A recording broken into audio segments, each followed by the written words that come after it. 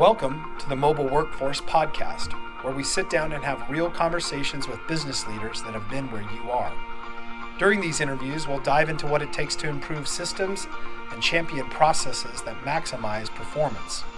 Each week, our trailblazing guests share their experiences and understanding of the workforce to help inspire change, challenge our thinking, and share what it takes to successfully travel the road to profitability. Now here's our host, co-founder and chief evangelist of About Time and WorkMax, Mike Merrill. Hello, I am Mike Merrill, and I'm the host of the Mobile Workforce Podcast, sponsored by About Time Technologies and WorkMax. And today we are excited to sit down with my good friend, Brady Bryan, who is the CEO and founder of Brayn Consulting. So welcome, Brady. Thank you for so joining much. us today. Yeah, very exciting. Coming from the very, very warm Scottsdale, Arizona. What was it, 117? Oh, man, in the shade. Yeah.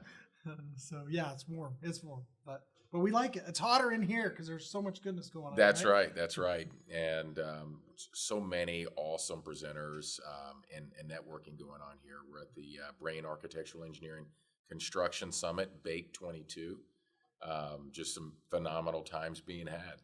Yeah, so thank you for putting this on. And for the listeners, we're here at Brady's event. I mean, this is something that you guys came up with as an organization, and this is kind of your brainchild, right? I like to say that I just brought the gas and the matches, and the people actually did the rest. And so this, I think, has its genesis about 8 years ago. I had the opportunity to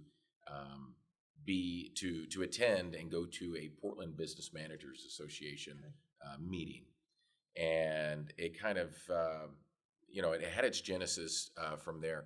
And at that meeting, I saw competitors from all over Portland get together, and they would say they get together and commiserate, right? But they get together and they share challenges and best practices, and everything from talent retention to contract issues and people issues, business. They really were focusing on the business of their business for architecture. Well, we really haven't seen that at large overall in architecture, certainly not in engineering. Construction, there are a few groups that do focus on the finance and the business side of things. But there definitely was nothing at a national level that brought that entire horizontal and vertical together. And so this is the first of that, and our second annual event. And it's really a dynamic group, as you've seen. Yeah, it is. Yeah, it's been a lot of fun. There's some large contractors, large engineering firms, some of the big players, and then a lot of great speakers, like you mentioned, some really interesting topics on emotional awareness and other things that aren't maybe typical in a lot of construction events. That's right.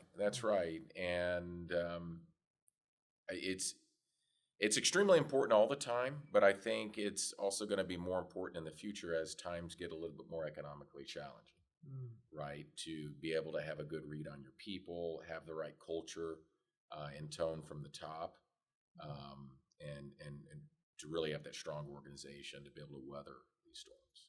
Yeah, and speaking of that, I mean, obviously you have a wealth of different expertise, but some areas that you focus on your business, your core business. And, we were talking earlier about some of this pending economic downturn and some of the things with the economy and interest rates and things that might be coming down the pike here. What advice do you give to those listeners that maybe want to start preparing a little bit for some of those things as it relates to what you see? Yeah, just being prepared. Always be prepared. That's the Boy Scout motto, right? Yeah. And I think it starts first with cleaning up your own backyard, making sure that your finances are tight, that you're looking at the tax credits you should be looking at, and really, like, one of the things we were just talking about was 10 top challenges builders face. Number one being land acquisition, and margins was a big one. So really tightening up and making sure that what things cost, whether it's time. Right. Time is huge. A lot of people don't track time like they should. And really understanding margins, not overall annually, but even project by project, and really understanding what it costs, how much you're making, and all of that factors. Whether it's tax credits or job, labor cost, it all boils down to the same thing. So. Yeah, at the end of the day, when times are busy, and we hear people say this commonly, unfortunately, we hear people say, we're making so much money right now, we really don't want to rock the boat. We're just kind of riding this wave as long as we can. And so they're really not as worried about, tidying up those cobwebs. Until like they are. Yeah. Until exactly, they are. Exactly. And, that was another top challenge, is competition. And so being able to distinguish yourself from your competition sooner rather than later. You don't want to wait till the hard times to come up with that distinguishing factor of how you're different from all the other competition out there.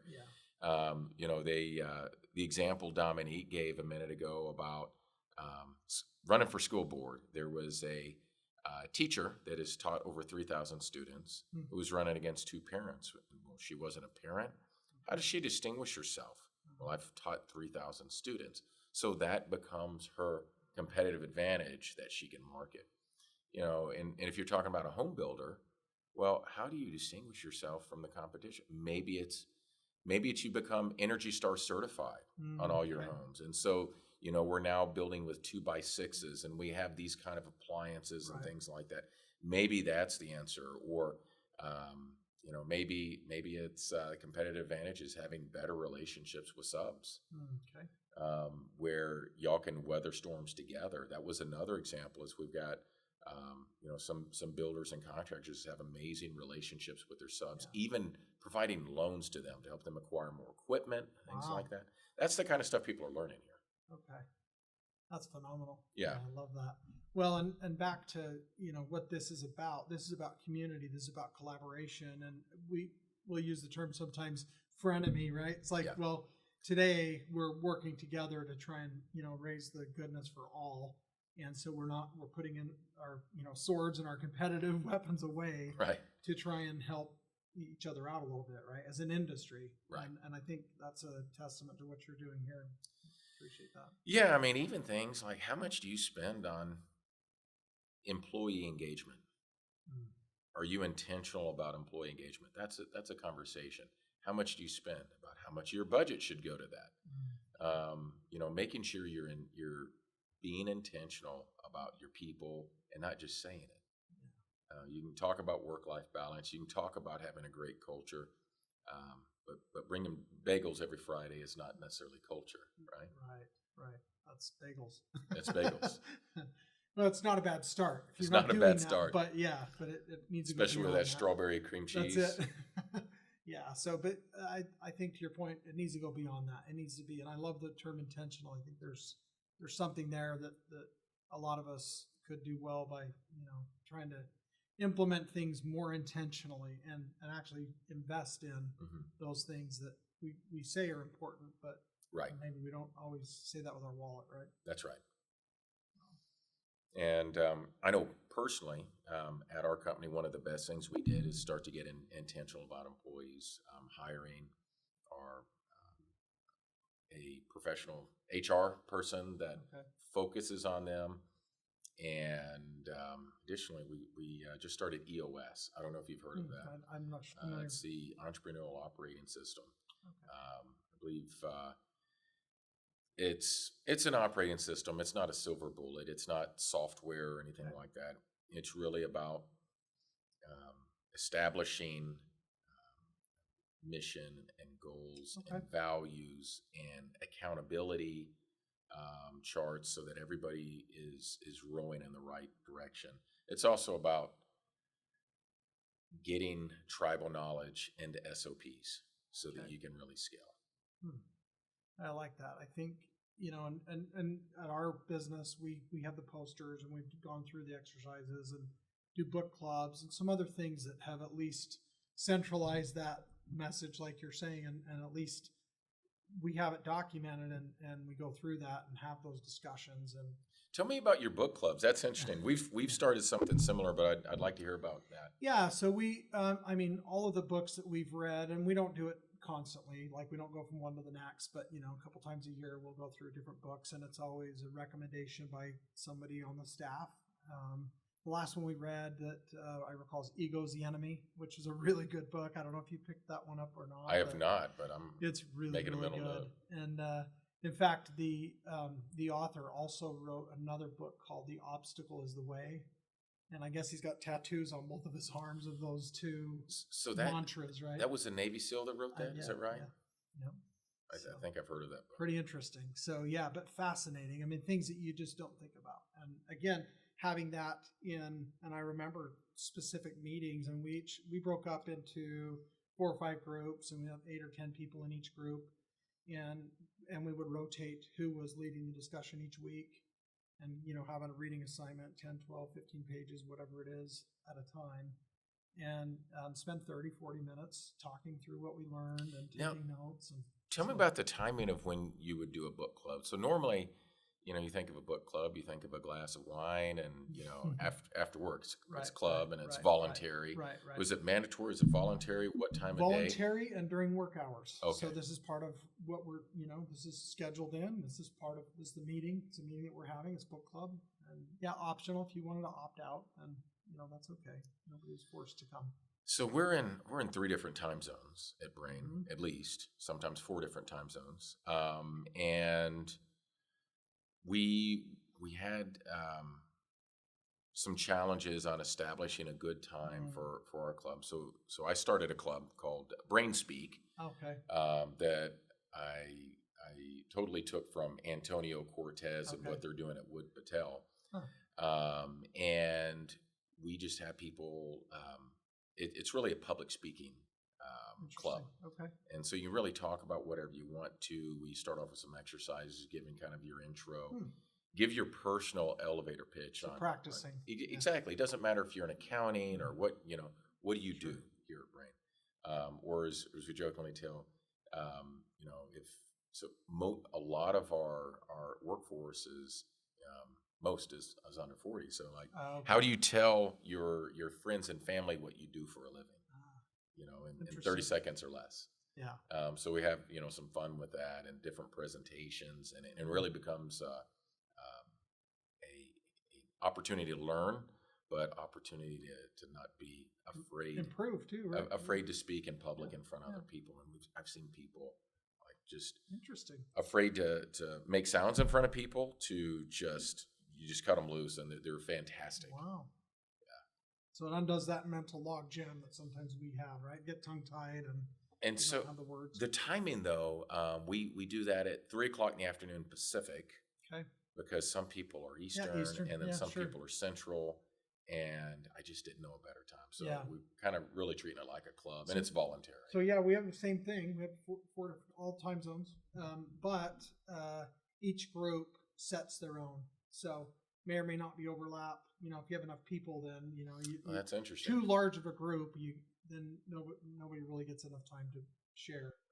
So you could always do breakout. Yeah, that's true. Yeah, but we found keeping it to like 6 or 8 or 10 in a group was probably a good number. Most meaningful. Gives enough for everybody to go through the chapters, at least lead the discussion a couple of times or more.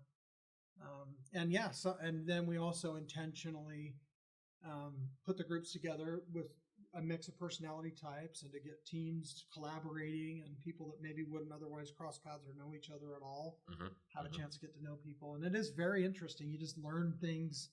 I learn all the time. Personal stories come out, personal situations where you realize, oh man, you have empathy for somebody, or they have empathy for you because maybe they didn't know something that you were going through, or that this sparked for you as being a dad or a brother, or when you were, stories from being a little kid. That come out, and so you are able to kind of feel a little differently and look at people in a different light and have more grace towards them, which we all want back, right? Yeah, but sometimes it's hard to give. So I feel like for our culture that was very beneficial. That's awesome. Yeah, so there's all kinds of areas that I think businesses can kind of true up the ship and kind of patch those leaks or cracks.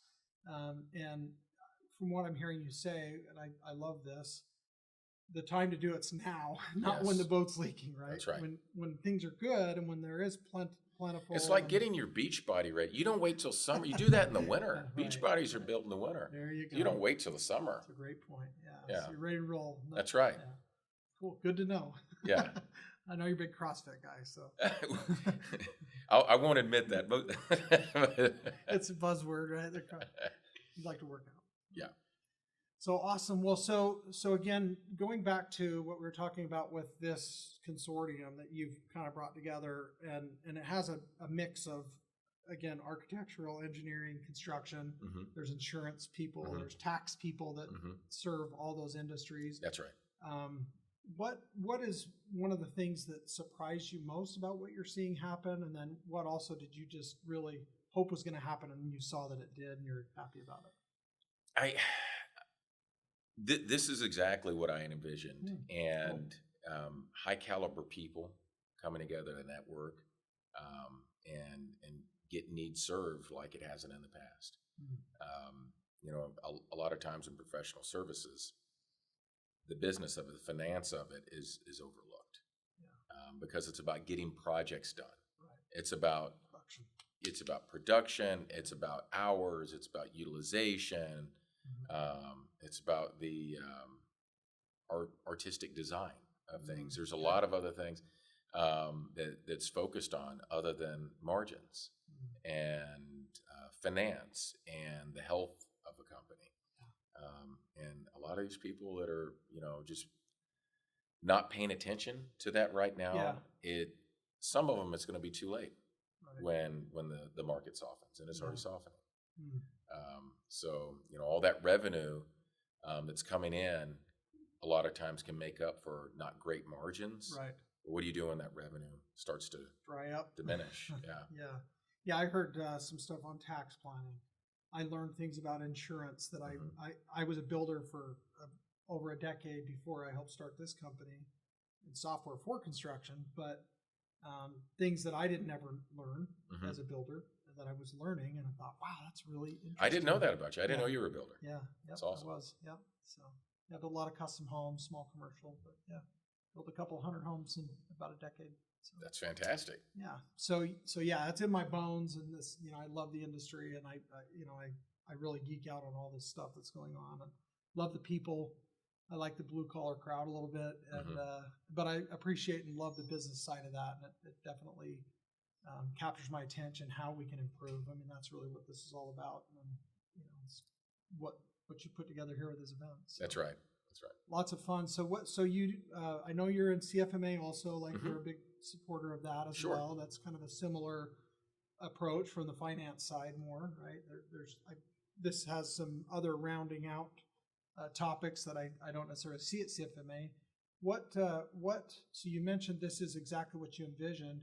Has there been anything surprising that you've been like, wow, this is even better than I thought? Or It really is. Yeah. Like I said, I just can't emphasize enough the quality of people. And I think, the time they dedicate to it, these guys, they get on a call once a month. They usually between 10 and 20 people on any particular cohort call. And they keep the pulse going on this thing or that thing. And we'll have a presenter or something on. That was surprising. I mean, they're dedicated to the health of the business, and they're dedicated to their continuous improvement and learning as well.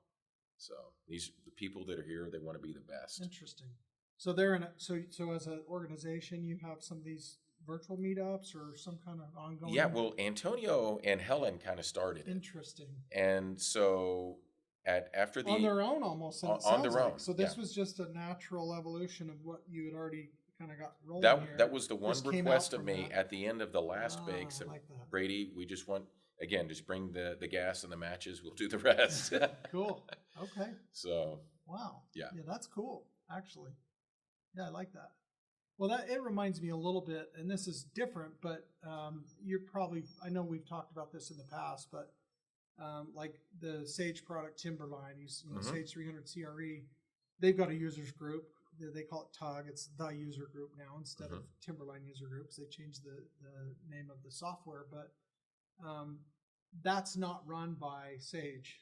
That's an independent Oh, group. I didn't know that. Yeah. So it's very much Yeah. like the AUA. Yeah, exactly. The Agera users Yeah, group. very much. So basically, the cool thing about that is it's become its own thing. It's got a big conference. Yeah. When is that already happened, by the way? It did, yeah, just That was in Vegas? last month. Yeah, they've had, I think they have it around different places, but yeah, they have it. They did have it. I think it was 6 or 7 months after the previous because of the pandemic. It got pushed off, and so it was a little bit different. This one was actually in Washington D.C. this year. Oh, okay. So I think Vegas was last year, but yeah, that was basically a startup of a group because they recognize as users we need to have a place that we can all come together and learn and get continuing education, and not just CE credits, but actually learn how to get hands-on education of the software that we're using in collaboration. So it's a lot like what you're doing here. So it's awesome. Yeah, so great stuff. Well, I guess, to close out, and we've had you on the podcast before, so thanks for coming back. Absolutely.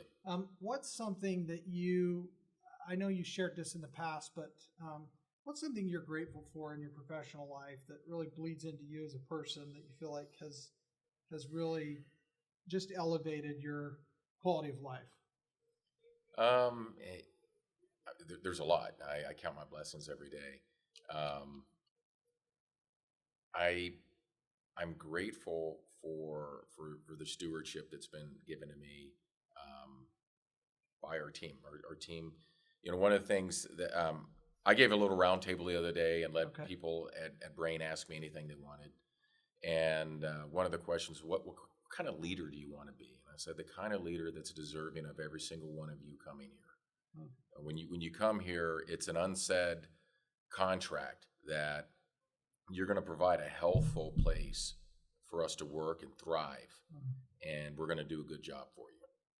And I want to be the kind of leader that's deserving of that. And the same thing, I look at my wife and my kids. I want to be the kind of husband and father and leader of the family that's worthy of them.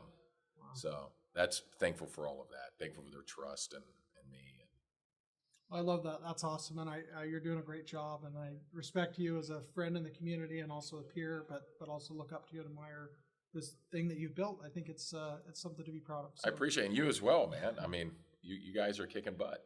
Thank you. We appreciate it. Thanks again for coming on, and we'll have to do it again down the road. Absolutely. Thanks, brother. Let's grab some lunch. Okay, sounds good. All right. See you. Thank you for joining us today on the Mobile Workforce Podcast, sponsored by About Time Technologies and WorkMax. If you liked the conversation we had today, or were able to learn anything new or helpful, please make sure to follow us on our WorkMax page on LinkedIn and on Instagram at WorkMax_. And subscribe to the show on iTunes or your preferred podcast platform so you will never miss another insightful episode. Also, if you enjoyed the podcast, please leave us a 5-star rating and review and share the show with your friends and colleagues. Your support means the world to us and will allow us to continue providing impactful information with others looking to improve their results in their business and, in turn, their life.